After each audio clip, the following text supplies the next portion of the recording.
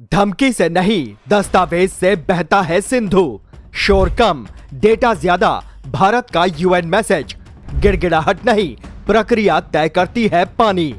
नियमों की नदी में बह गई पाकिस्तान की बयानबाजी।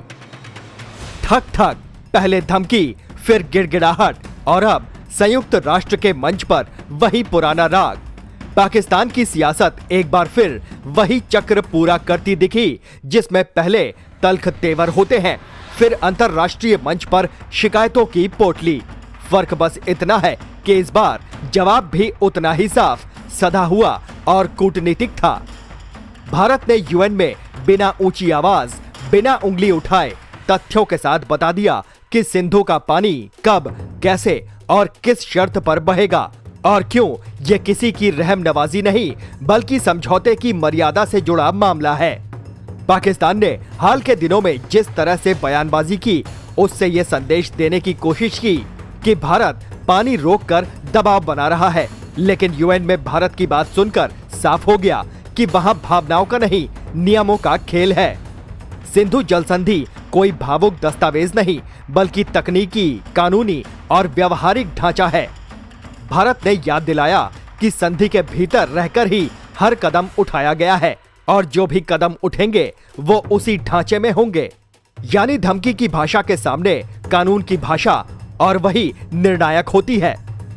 भारत ने यह भी रेखांकित किया कि वर्षों से पाकिस्तान ने तकनीकी बैठकों को टालने, निरीक्षण पर आपत्ति उठाने और आतंकवाद जैसे मूल प्रश्नों पर चुप्पी साधने का रास्ता चुना।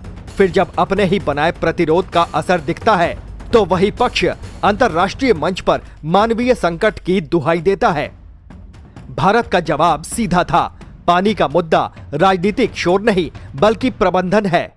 जल प्रवाह मौसम, भंडारण क्षमता, परियोजना डिजाइन और सुरक्षा मानकों से तय होता है, न कि कॉन्फ्रेंस की सुर्खियों से। यूएन में भारत ने साफ कहा कि सिंधु का पानी किसी बटन से ऑन ऑफ नहीं होता।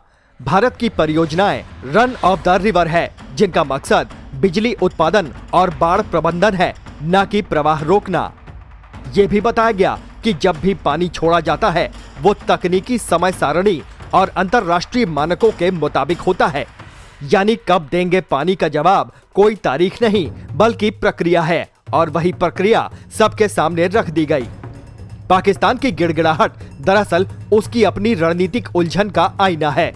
एक तरफ वो घरेलू राजनीति में भारत विरोधी बयान देकर तालियां चाहता है, दूसरी तरफ अंतर्राष्ट्रीय मंच पर वही भारत से जिम्मेदारी की अपील करता है। भारत ने यूएन में इस दोहरेपन पर बिना नाम लिए कटाक्ष किया। जिम्मेदारी एक तरफा नहीं होती। सीमा पार हिंसा, समझौतों की बैठकों से दूरी और तथ्यहीन आरोप, इन सब के बीच भरोसा कैसे बने? भारत की बात का सबसे अहम पहलू ये था कि उसने किसी को कटघरे में खड़ा नहीं किया, बल्कि नियमों का कटघरा दिखाया। संदेश ये है कि अगर बातचीत चाहिए तो तकनीकी टेबल पर आइए, अगर शिकायत है तो डेटा लाइए, और अगर सहयोग चाहते हैं तो माहौल बनाइए। I now respond to the comments of the representative of Pakistan, an elected member of the Security Council, which has a single point agenda to harm my country and my people. He has advanced a false and self-serving account of Operation Sindoor in May last year. The facts on this matter are clear. Pakistan-sponsored terrorists killed 26 innocent civilians in a brutal attack in Pahalgam in April 2025. This august body itself called for holding the perpetrators, organizers, financiers and sponsors of this reprehensible act of terrorism accountable and brought to justice. That is exactly what we did. India's actions were measured, non-escalatory and responsible, and focused on dismantling the terrorist infrastructure and disabling terrorists. Till 9th of May, Pakistan was threatening more attacks on India. But on the 10th of May, the Pakistani military called our military directly and pleaded for a cessation to the fighting. The destruction caused to multiple Pakistani air bases by the Indian operation, including images of destroyed runways and burnt-out hangars, are in the public domain. We have heard talk from the representative of Pakistan about the new normal. Let me reiterate again that terrorism can never be normalized as Pakistan wishes to do. It is not normal to tolerate Pakistan's continued use of terrorism as an instrument of state policy. This hallowed chamber cannot become a forum for Pakistan to legitimize terrorism. We will do whatever required to protect and ensure the safety and security of our citizens. Furthermore, Pakistan has no locus standi to comment on matters that are internal to India. धमकी की भाषा से ना तो पानी बहता है ना भरोसा।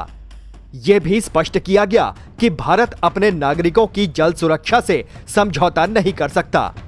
सिंधु बेसिन में रहने वाले करोड़ों लोगों की जरूरतें, बदलती जलवायु, अनियमित मानसून और बढ़ती ऊर्जा मांग, इन सबको देखते हुए जल प्रबंधन एक राष्ट्रीय दायित्व है।